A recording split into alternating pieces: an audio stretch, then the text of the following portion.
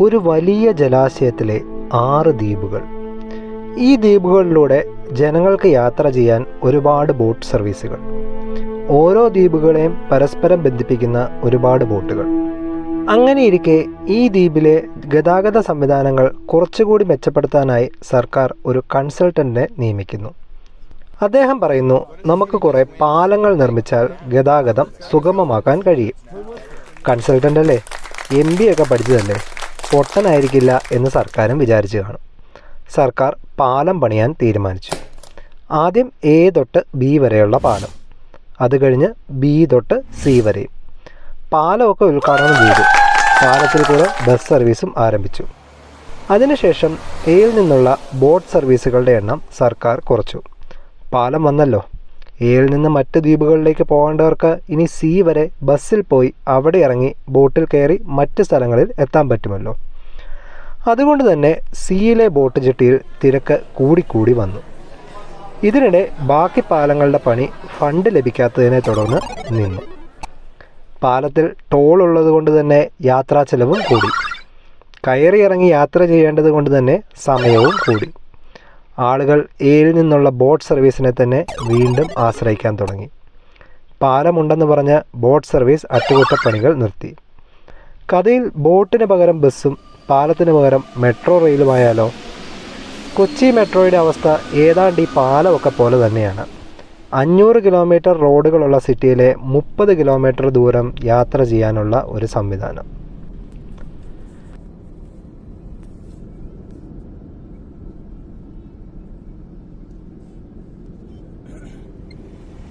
കൊച്ചി നഗരത്തിൽ ഒരു കാലത്ത് യാത്രക്കാർ പ്രധാനമായും ആശ്രയിച്ചിരുന്നത് ബസ്സുകളായിരുന്നു.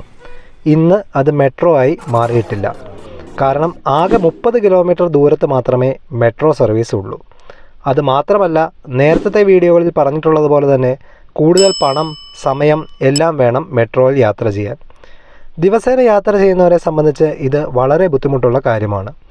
ഇതിനു പുറമെ പ്രൈവറ്റ് ബസ്സുകളുടെ മരണപ്പാച്ചിൽ, കാലപ്പഴക്കം എത്തിയ ബസ്സുകൾ, ട്രാഫിക് ജാം.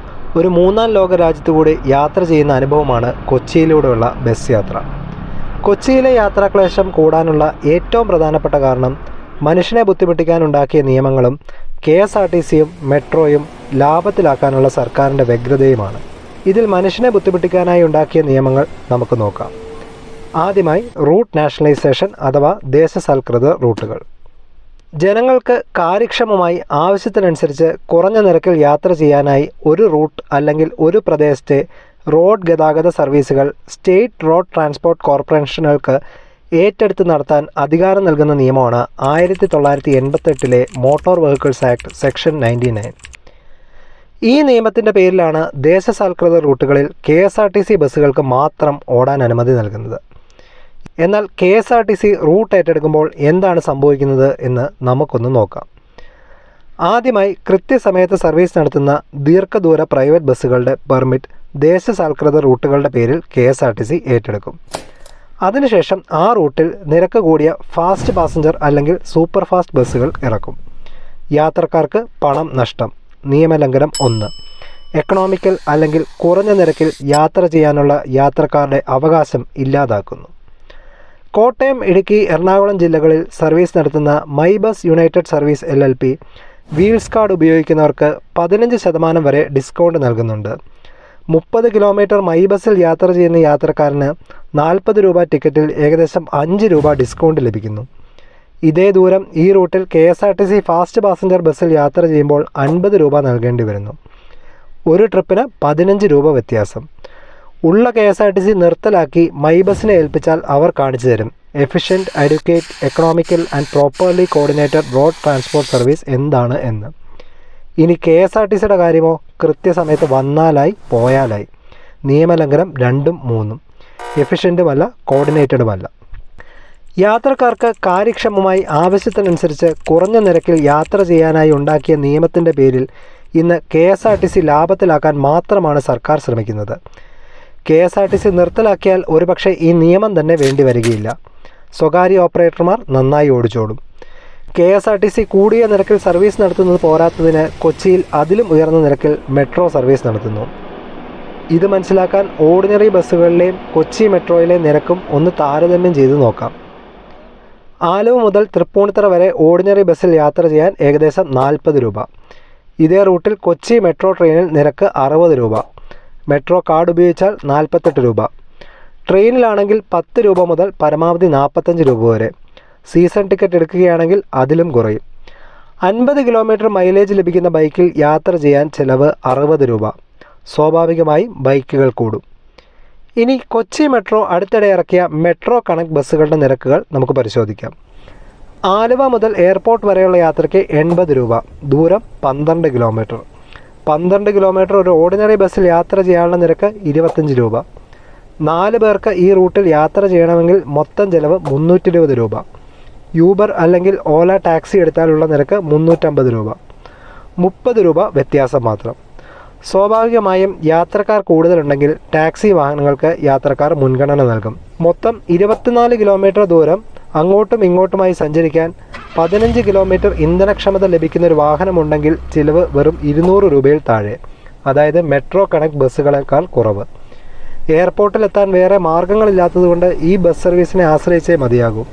അല്ലെങ്കിൽ ടാക്സി, സ്വന്തം വാഹനം ഇവയിൽ ഏതെങ്കിലും വേണ്ടിവരും. ഇനി metro connect Aluva Rajagiri route. Aluva മുതൽ രാജഗിരി ആശുപത്രി വരെ നിരക്ക് 15 രൂപ. ദൂരം 5 കിലോമീറ്റർ. ഈ റൂട്ടിൽ മാത്രം ഓർഡിനറി ബസ്സുകളുമായി നിരക്കിന് കാര്യമായ വ്യത്യാസമില്ല. തൃപ്പൂണിത്തുറ മുതൽ ഇൻഫോ പാർക്ക് വരെ സർവീസ് നടത്തുന്ന ബസ്സിൻ്റെ നിരക്ക് 60 രൂപ. ഇതേ റൂട്ടിലുള്ള ഓർഡിനറി ബസ്സിൻ്റെ നിരക്ക് ഏകദേശം 25 രൂപ. ആവശ്യത്തിന് ബസ് സർവീസുകളും പെർമിറ്റ് നൽകാതെ മെട്രോ കണക്ട് KSRTC ബസ്സുകൾക്ക് മാത്രം റൂട്ട് നൽകുന്നത് മൂലമാണ് പ്രധാനമായും കേരളത്തിലെ, പ്രത്യേകിച്ച് കൊച്ചിയിലെ പൊതുഗതാഗതം ഓരോ ദിവസവും കഴിയുന്തോറും മോശമായിക്കൊണ്ടിരിക്കുന്നത്. ഇതിനു പുറമെ ഈ വാഹനങ്ങളിൽ കുട്ടികൾക്ക് കൺസെഷൻ നിരക്കിലുള്ള യാത്രയുമില്ല. പ്രൈവറ്റ് ബസ് സർവീസുകളെ സർക്കാർ ഇല്ലാതാക്കുന്ന മറ്റൊരു മാർഗം വിദ്യാർത്ഥികളുടെ യാത്രാ നിരക്കിളവിലൂടെയാണ്. റൈറ്റ് ടു എഡ്യൂക്കേഷൻ അല്ലെങ്കിൽ വിദ്യാഭ്യാസം ലഭിക്കുക എന്നുള്ളത് ഓരോ കുട്ടിയുടെയും അവകാശമാണ്. സൗജന്യമായി സ്കൂൾ വിദ്യാഭ്യാസം ലഭിക്കും. സ്കൂളിൽ വിദ്യാർത്ഥികൾക്ക് കുറഞ്ഞ നിരക്കിൽ എത്താൻ വേണ്ടി യാത്രാ നിരക്കിളവ് അനുവദിക്കുന്നു. പക്ഷേ ഇത് എന്തുകൊണ്ട് പ്രൈവറ്റ് ബസ് ഓപ്പറേറ്റർമാരുടെ തലയിൽ മാത്രം കെട്ടിവെക്കണം എന്നതാണ് ഇവിടെ പ്രസക്തമായ ഒരു ചോദ്യം. കൊച്ചി മെട്രോ വിദ്യാർത്ഥികൾക്ക് നൽകുന്ന യാത്രാ നിരക്കിളവിൻ്റെ ഒരു പരസ്യം നോക്കാം.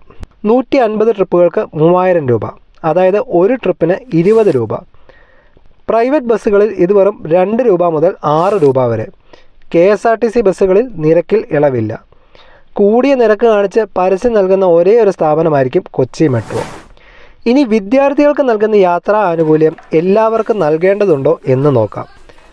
ആദ്യമായി പ്രൊഫഷണൽ കോളേജിൽ പഠിക്കുന്ന വിദ്യാർത്ഥികളുടെ കാര്യം പരിഗണിക്കാം. എഞ്ചിനീയറിംഗ് പ്രവേശന പരീക്ഷ എഴുതി കണ്ണൂരുള്ള ഒരു വിദ്യാർത്ഥിയും തൃശ്ശൂരുള്ള ഒരു വിദ്യാർത്ഥിയും തൃശ്ശൂർ എഞ്ചിനീയറിംഗ് കോളേജിൽ പ്രവേശനം നേടുന്നു. കണ്ണൂരിൽ നിന്നുള്ള വിദ്യാർത്ഥിക്ക് തൃശ്ശൂരിലേക്ക് ഒരു ദിവസം യാത്രാ ചെലവ് ഏറ്റവും കുറഞ്ഞ പക്ഷം 500 രൂപയായേക്കാം. മാസത്തിൽ ഒരിക്കൽ വീട്ടിൽ പോകുന്ന വിദ്യാർത്ഥിയുടെ കുറഞ്ഞ ചെലവ് 1000 രൂപ. ഹോസ്റ്റൽ ഫീസ് ഇനത്തിൽ ഓരോ മാസവും ചിലവ് കുറഞ്ഞത് 6000 രൂപയെങ്കിലും. എന്നാൽ വീട്ടിൽ നിന്നും പോയി വരുന്ന തൃശ്ശൂരുള്ള വിദ്യാർത്ഥിക്കോ യാത്രാ നിരക്കിൽ നൽകുന്ന ഇളവുള്ളത് കൊണ്ട് തന്നെ ഒരു ദിവസത്തെ ചിലവ് 20 രൂപ എന്ന് കണക്കാക്കുകയാണെങ്കിൽ ഒരു മാസത്തെ ചിലവ് വെറും 500 രൂപ.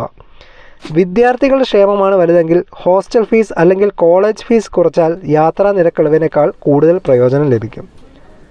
സ്വാശ്രയ കോളേജുകളിലെ മെറിറ്റ് സീറ്റിൽ പോലും വിദ്യാർത്ഥികളുടെ പക്കൽ നിന്നും ട്യൂഷൻ ഫീസ് ഇനത്തിൽ മാത്രം മേടിക്കുന്നത് 40,000 മുതൽ 75,000 രൂപ വരെയാണ്. ഈ ഫീസിൻ്റെ വെറും 1% മാത്രമാണ് കോളേജ് വരെ എത്താൻ പരമാവധി വിദ്യാർത്ഥികൾ നൽകേണ്ടത്. ഒരു വശത്ത് കോളേജുകൾക്ക് ലാഭം നൽകുകയും മറുവശത്ത് പഠിക്കാനുള്ള അവകാശത്തെ ചൊല്ലി ആ നഷ്ടം സ്വകാര്യ ബസ് ഓപ്പറേറ്റർമാരുടെ തലയിൽ സർക്കാർ കെട്ടിവെക്കുകയും ചെയ്യുന്നു.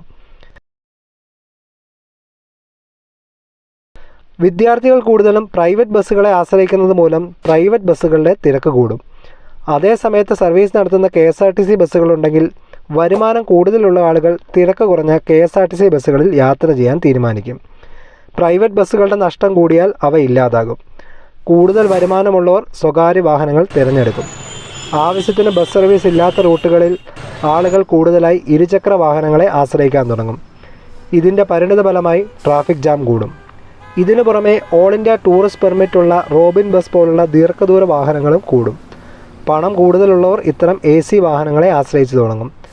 കൃത്യസമയത്ത് സർവീസ് നടത്തുന്ന നല്ല ഓപ്പറേറ്റർമാർ ലോങ് ഡിസ്റ്റൻസ് റൂട്ടുകളിൽ ഇപ്പോൾ ബാംഗ്ലൂർ സർവീസ് നടത്തുന്നത് പോലെ മികച്ച സർവീസ് നടത്താൻ ആരംഭിച്ചാൽ KSRTC ബസ്സുകളുടെ വരുമാനവും സ്വാഭാവികമായും കുറയും. അങ്ങനെ KSRTC നശിക്കും. ഒടുവിൽ സർക്കാരിന് നിരക്ക് നിയന്ത്രിക്കാൻ കഴിയാത്ത ഒരു മാർക്കറ്റായി ബസ് സർവീസുകൾ തന്നെ മാറിയേക്കാം. ഈ മാറ്റത്തിൽ ഏറ്റവും കൂടുതൽ ദുരന്തം അനുഭവിക്കുന്നത് മധ്യവർഗവും പാവപ്പെട്ടവരും ബൈക്ക് അപകടങ്ങളിൽ മരിക്കുകയും പരിക്കേൽക്കുന്നവരുമാണ്. ധനികർക്കായുള്ള ടാക്സി, ലാഭം കൂടിയ മികച്ച യാത്രാ സൗകര്യങ്ങളുള്ള ബസ്സുകൾ നിരത്തുകളിൽ അപ്പോഴും ഉണ്ടാകും.